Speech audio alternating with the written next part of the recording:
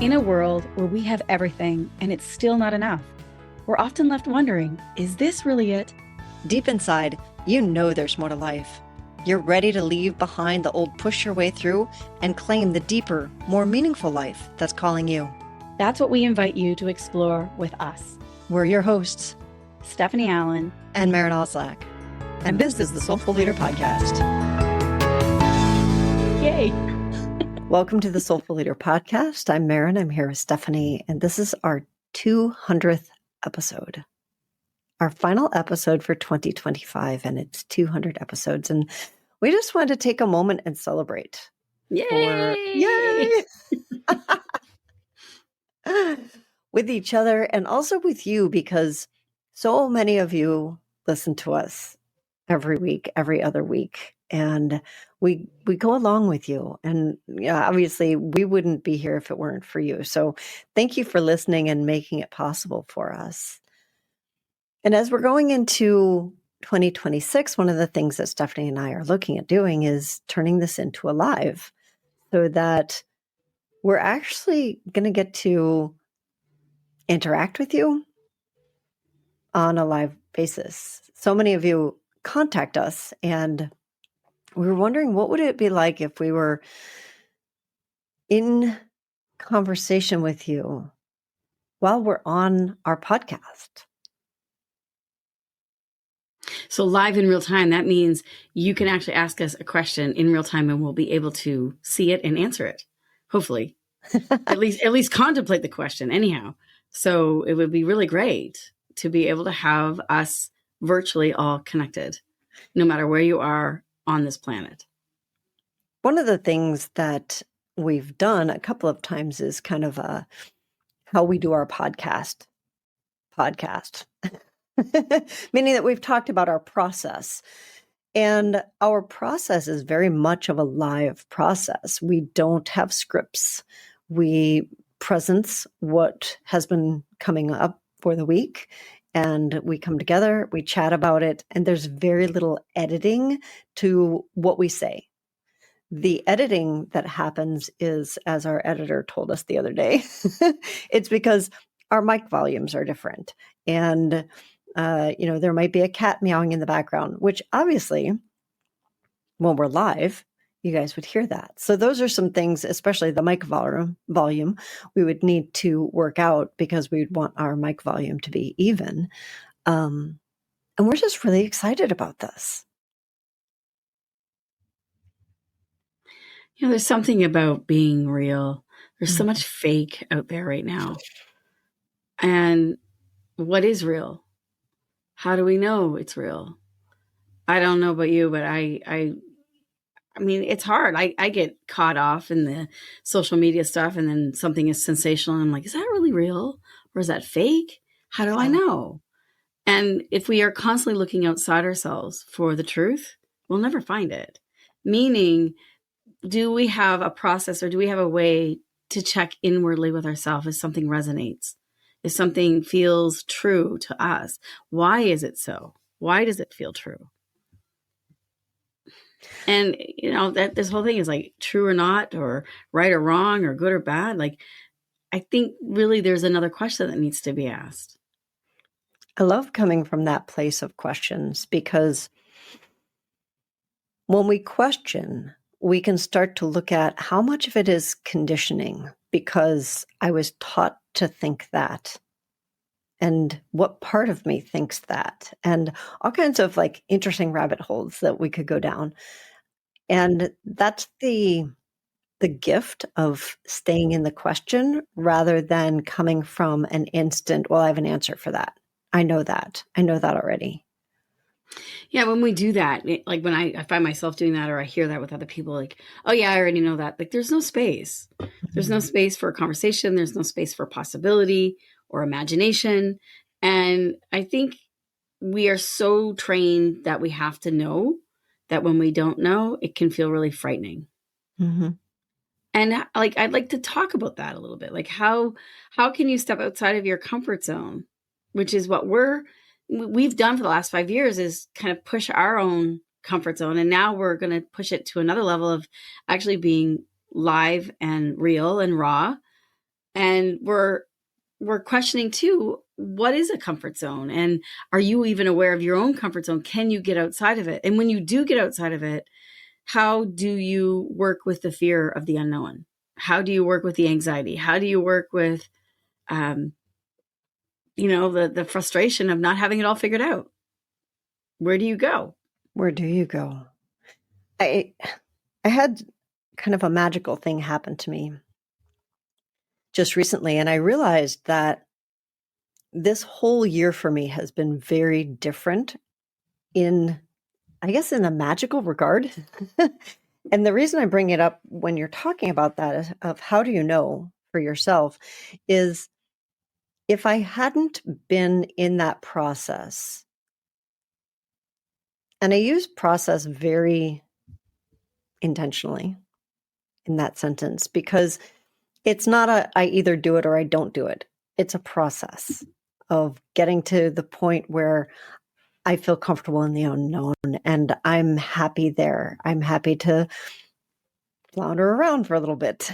So I'm going to use my example of what just happened to me. And what happened was I had a publisher contact me on LinkedIn, and they were interested in me writing a book proposal. I don't have a book deal. They are interested in having me write a proposal for a book based on an article that I had written, a blog post. And the thing is that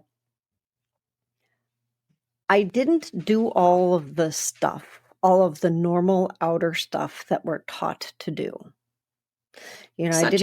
Such as like write your to-do list, make sure you know what you're doing, write every single week, send proposals to places, do like all of the busy stuff.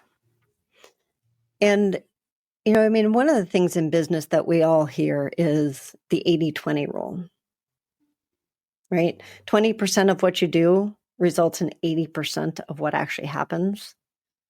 And there's a correlation to that of there's literally 3% of what you do in the outer world is what's the result is happening in the outer world. So that means 97% of what you do inside has a result in the outer world. So what I did in order to create this opportunity for myself is I stayed in the unknown. I got really, really clear about what is mine to do. And I did not think that it was writing a book. What is mine to do is to help people to live what's theirs to do. And I'm really, really clear about that. So I got really clear on that. And then I sat in the unknown of what does that look like? And these are the conversations that Stephanie and I have. What does that look like? And that's how we do our podcast. We don't come in with a pre-scripted, everything's already done, do it the way that society, it's very different. And it is part of my practice of getting comfortable in the unknown. So I want to share something with that too, because, for the past few years, we've been trying to find somebody who could do show notes and who could kind of, transcribe everything, and of course we use AI in that way of like transcribing it so it can makes it a little bit more concise. However, what it always landed on was on Maren because I am so not doing it. And I've just been very clear about that. I'm not doing it. And so Maren's like, okay, fine, I'll do it. And what's so interesting is that in Maren's practice of actually doing it, by the time this person offered for a proposal for the book, she had already had 5 years of skill practice, like practicing that skill. And so why I'm saying this is like sometimes you just don't know. Most of the times we just don't know that the things that we are doing, whether it's a boring job at work or you're in a relationship or you meet somebody and you don't know why you're meeting them and you're like, why does this person keep showing up in my life? Or why does this pattern keep showing up in my life over and over and over again? There is a higher story to all of that. And it's higher because we can't see it. We haven't been there before. We're on a different level. But then one day, this is where wisdom and hindsight comes from, is that all of a sudden something lands and you have an aha moment. I had a recent aha moment of that too. I went back to my university homecoming and had a conversation with one of my old roommates. And we basically started having this conversation that revealed 40 years of a question that both of us were living. Mm. And, he had asked me the question, and I was absolutely dumbfounded by the question. And my old me, my old self, my younger self, my past self would have just brushed it off and carried on. But because I've been working with being the truth, really listening to the truth in myself, like you were saying about that in the outer world, there's so much like caca-poo-poo-ness going on out there. It's like, but the real thing we need to pay attention to is our inner truth. So when I listened to that inner truth, I gave myself the uncomfortability of stepping out of my comfort zone and saying something to him that I've never said before. And I cannot tell you the weight that was lifted off of me by having that conversation and watching him literally well up. I'm sure there was a weight that was lifted off of him as well. And then we just couldn't stop. Then we just wanted to kind of keep divulging all these truths. And in an hour, I just felt so much lighter. So my point is that, here's Maren for 5 years complaining about this job or this thing that she has to do with our podcast. And yet it was the very thing that created a skillfulness for something that was actually coming from the future so that she could say yes and be ready for. And I don't think you could have practiced it. Like, No. Sure, we could have linear logically put something out there to do that. But I think that's what most people do, right? Yeah. And that's what I've done of, you do best practices and you make your lists of all the things, when I open my studio, here's what I needed to do. Here's the people I needed to contact. I make my lists. I make sure that I've done everything. I check every box and I just am going constantly. And the past 5 years of working with you has been an exercise in doing that really differently. One that it's a journey that I've been on for my whole life of how to do it differently. And it's been in working together. It feels like it's sped up. It's been exponential in experiencing it inside of myself and now also seeing it. So the impression is that magic happened and I didn't do anything. I did a lot, as you pointed out. Thank you. Right. And I kept trying to offload this writing piece. Writing our show notes, writing the blog post. I kept trying to offload it to somebody else. And Spirit kept saying, or life kept saying, nope, your job. You get to do this. And now I know why. Because if I had offloaded that, I wouldn't have built the skill, which means that I wouldn't have gotten noticed, which means that I wouldn't have gotten, like all of the things, like you said, in hindsight, you can see it. Whereas being in the unknown is presencing that before it's hindsight. Right? So that's what I didn't just say. I did keep trying to offload it. And there was definitely some complaining. At the same time, I was really clear that I was building a skill. I didn't know what I was building it for. For me, it was an articulation skill. I didn't realize that it was also a writing articulation skill. One of my goals is to be a public speaker, which means I need to be able to be really articulate. And writing helps for me. Writing helps with that. And everybody's going to be different, and what that path to where you want to go looks completely different. And if you can't sit in the unknown and you're busy trying to follow somebody else's path and do all of the things, you're going to miss your path. I would have missed this completely. Yeah. I mean, it's just so profound that we are so trained to do things a certain way or by the book. and I, like I said, there's nothing wrong. I think it's great. It's like practicing scales on, if you're a musician or, your routines, if you're a dancer or, the different exercises, the strength, if you're an athlete, I get it. And then you have to let all that go. you get to a point where we have to hold it lightly as well. Yeah. That when I think of, if someone said to me, like, I just don't know stuff. I don't know where we're going. I don't know what we're doing. And I'm like, that drives me nuts. That absolutely makes me crazy. And I'm kind of laughing at myself with that too, because at the same time I'm saying, but being in the unknown is actually a really healthy place. And so But it's I like, think there's a difference. definitely, that's what I want to like discern with that. It's like, when I used to talk to people about when they would fall in love and they'd meet the person of their dreams, I said, well, how did you know? And they go, I just knew. I knew from the moment they walked in that room, I just knew I was going to end up with them, or that was my partner for the rest of my life. And I'm like, that's so cool. Like, I want to know that. I want to have that clarity. And at the same time, I can kind of look in my life, and I've lived a lot of unknowns, which were exactly where I needed to be. So that I would be open to receive what I was meant to receive. Can you say that again? Because that is the crux. That's I don't know if I of can. it. But it's kind of like, I don't think if I can say that again. So It just came what you were totally through talking me. about, right, is living the unknown that is specific to you, so that you can you can be there for the gift when it shows up. And completely not what we're trained to do. Not at all what we're trained to do. We're trained to make lists, check the list, do all the stuff, and keep go. Yeah, like the magic in my life when it's happened is when I've completely let go.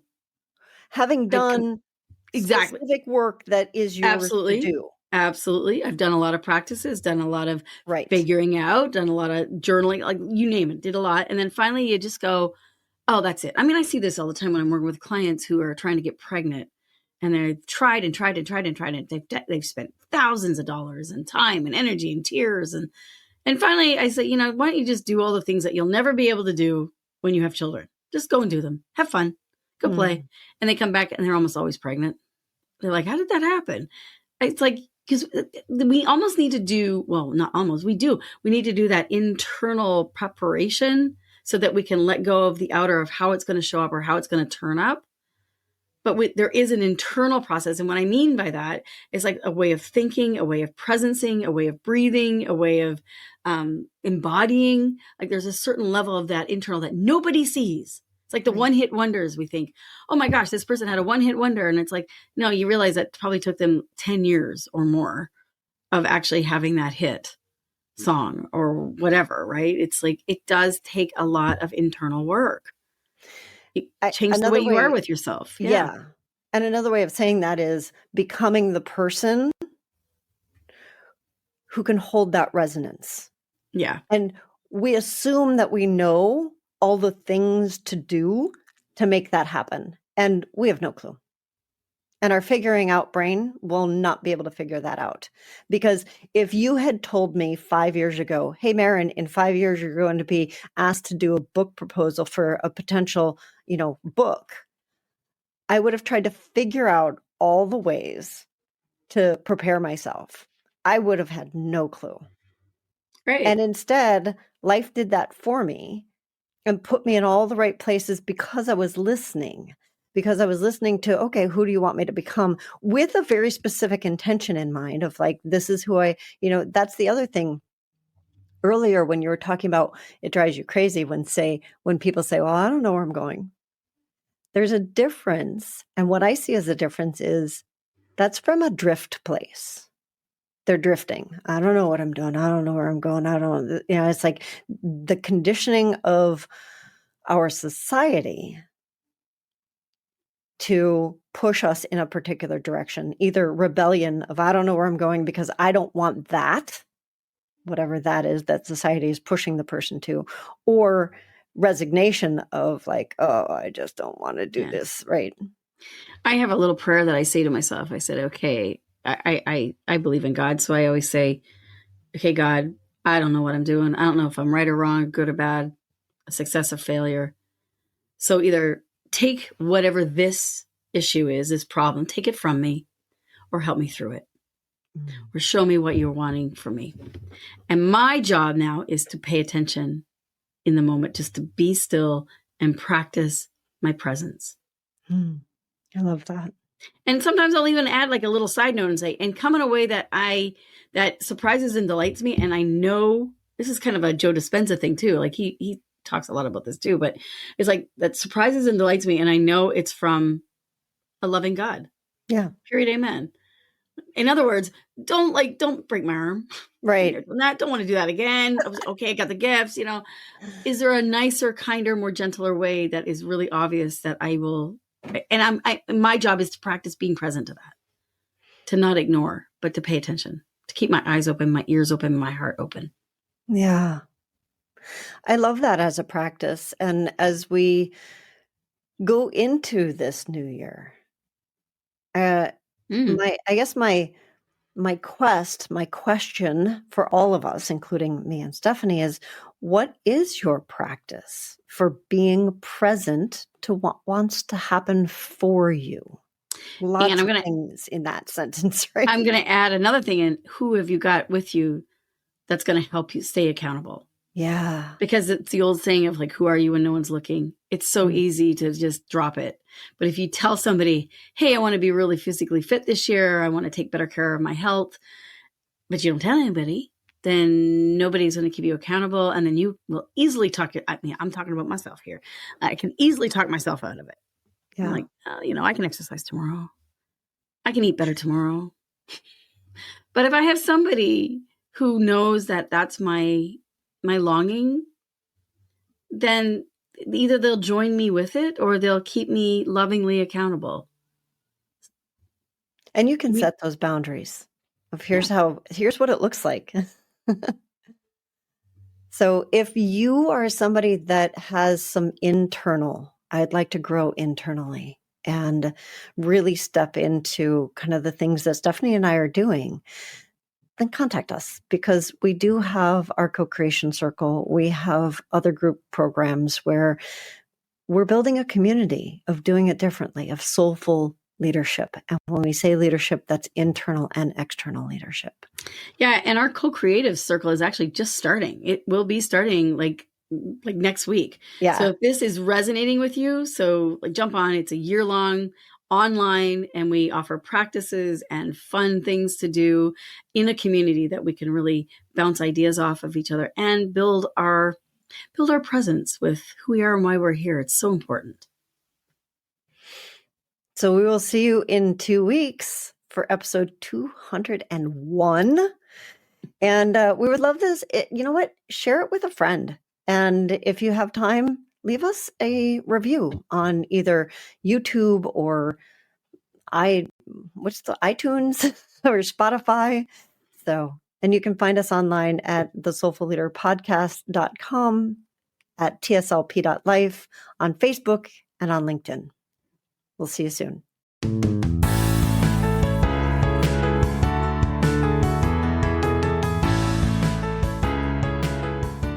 And that wraps up another episode of the Soulful Leader Podcast with your hosts, Stephanie Allen and Maren Oslack. Thank you for listening. If you'd like to dive deeper, head over to our website at thesoulfulleaderpodcast.com. Until next time.